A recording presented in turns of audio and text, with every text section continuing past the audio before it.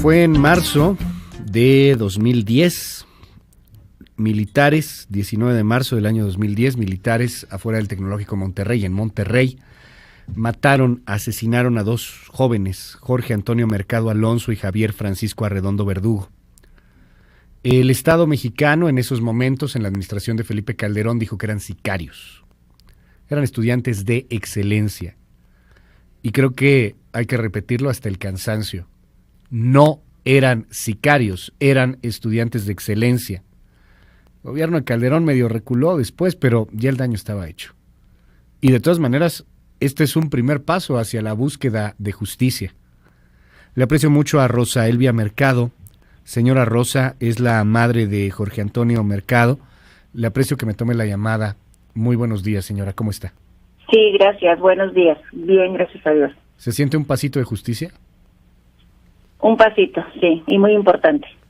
¿Cómo fue todo esto? Cuéntenos un poco, pues un vía crucis, una situación muy complicada, muy dura, de 9 años, pues de exigir, sí, una disculpa pública, pero sobre todo, pues que se haga justicia ante el asesinato de su hijo, el asesinato por soldados del ejército mexicano de su hijo. Así es, pues ha sido una lucha muy, muy difícil. Hemos tocado puertas que nos han cerrado. Al principio se nos abren, pero para prometernos, pero pues nunca nos habían cumplido. Siempre eran promesas sin cumplirse en los dos gobiernos anteriores. Y pues tal vez no sea gobierno, son las personas que están en el gobierno. Porque ahora con este nuevo gobierno, las personas, pues son personas que tienen voluntad de poder reparar en parte el daño que se hizo en aquellos años, ¿verdad?, tan difíciles que se vivieron en el país. El Estado ha hablado en la voz de Olga Sánchez Cordero, la secretaria de Gobernación, ofreció esta disculpa pública, se pide perdón desde el Estado, pero esto va más allá. ¿Qué pasa con el ejército, señora? ¿Qué pasa con los responsables, con los que dispararon, con los que le privaron la vida a Jorge? Cuénteme. Bueno, en el 2016, en septiembre del 2016, se consignó el caso ante un juez en donde están involucrados 6 personas, ajá, en las cuales 3 aún estaban activos en el ejército y son las personas que están procesadas. Los otros 3 desertaron del ejército y entonces 2 están pues prófugos y 1 está en calidad de desaparecido. Hay 3 procesados, 2 prófugos y 1 en calidad de desaparecido, 5 en total. 6 en total. De estos, ¿los que están procesados están detenidos, señora? ¿Están en la cárcel? Están en la cárcel militar. En la cárcel militar. En la cárcel militar. Y los que faltan, pues están prófugos de la justicia. Pues no los han encontrado, dicen. Dicen. ¿Siente usted que los están protegiendo? O no los buscan. Bueno, es una manera de protegerlos, ¿no? Pues sí. Si no te busco, te protejo, me hago de la vista gorda, me voy por allá. El asunto con el Estado civil, con la autoridad civil, ha sido mucho más complicado que con un tema militar. ¿Ha tenido algún acercamiento el ejército, la Sedena, a lo mejor pues bajo la nueva administración de Luis Crescencio Sandoval, bajo el nuevo mando de Luis Crescencio Sandoval, ha tenido algún acercamiento la institución castrense, los militares con ustedes, señora? Bueno, al principio, en los 2 primeros años, se formó una unidad que se le llamó UNIVIC, Unidad de Vinculación Ciudadana, y bueno, ellos sí fueron los que se acercaron con nosotros, prometiéndonos, como le digo, que se iba a hacer justicia, nosotros nada más les estábamos pidiendo que se limpiara el nombre de los muchachos, o sea, no estábamos pidiendo, pues ni siquiera que los encarcelaran, ni que los culparan, ni nada, simple y sencillamente que limpiaran el nombre de los muchachos. Nosotros en aquel tiempo no sabíamos la verdad de cómo habían terminado los muchachos y es por eso que nada más estábamos pidiendo eso. Entonces, pero nada más se acercaron para burlarse de nosotros porque nunca cumplieron nada. se hizo un juicio por el lado militar a uno de los militares, únicamente por alteración de hechos, y pues no salió inocente, que él no había alterado nada. Esto es fundamental para quien no conoce la historia o para que refresquemos la memoria. A ver, alteraron los hechos, se escucha muy bonito, es un eufemismo. Le sembraron armas a sus hijos. Sí.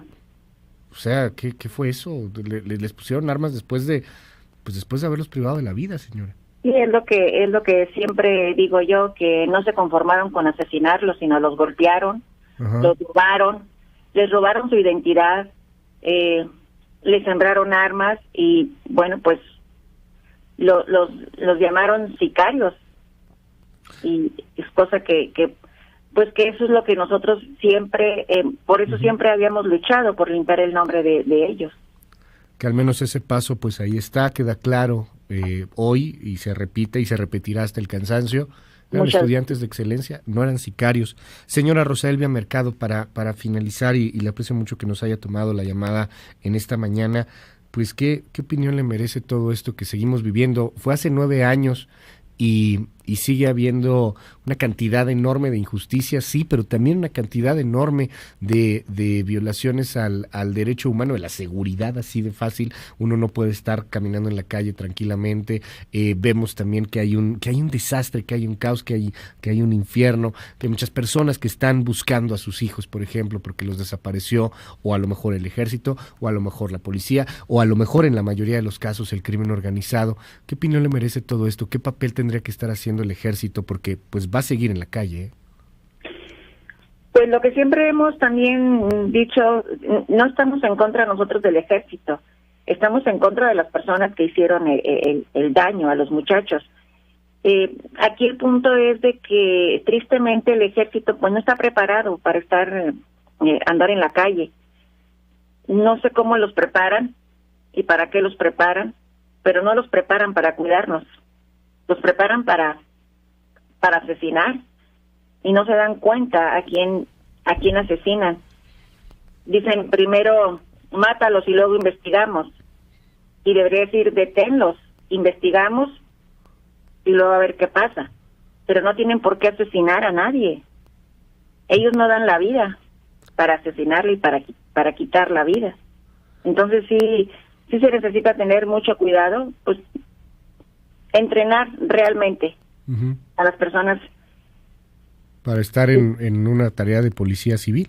Sí, exactamente, para que el pueblo se pueda sentir seguro, porque así de esa manera pues nos sentimos inseguros. En esa época, en esta estrategia tan desesperada en la administración calderonista, se acuñó un término ofensivo, humillante, un término de gran vejación que generaba arcadas, que generaba una condena inmediata por simple sentido común a muchas víctimas, como su hijo, como los que sufrían en una bala perdida, etcétera. Les decían los daños colaterales, ¿se acuerda? Sí, recuerdo muy bien, y haga de cuenta que estoy escuchando a Calderón. A Calderón, sí. El Estado mexicano ofrece una disculpa porque el Estado siempre es el Estado. Podrá estar López Obrador, Peña Nieto, después estará otro presidente u otra presidenta, ojalá.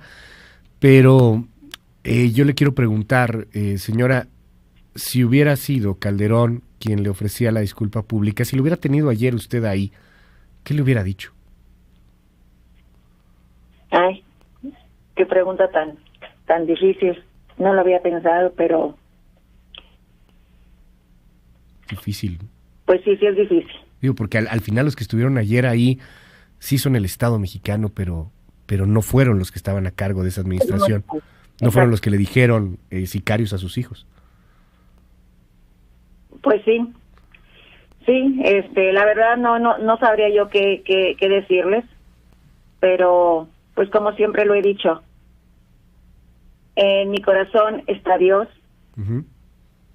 Y pues yo creo que la justicia de Dios es la más importante. Y yo creo que ellos, como personas, no como autoridades que fueron, sino como personas, han de saber perfectamente bien que las cosas no las hicieron bien y en su conciencia las han de traer, aunque pongan una cara frente a las cámaras. Yo creo que detrás de cámaras ha de ser otra. Señora, le aprecio mucho que me tome la llamada en esta mañana, le mando un gran abrazo y lo repetiremos siempre, hasta el cansancio.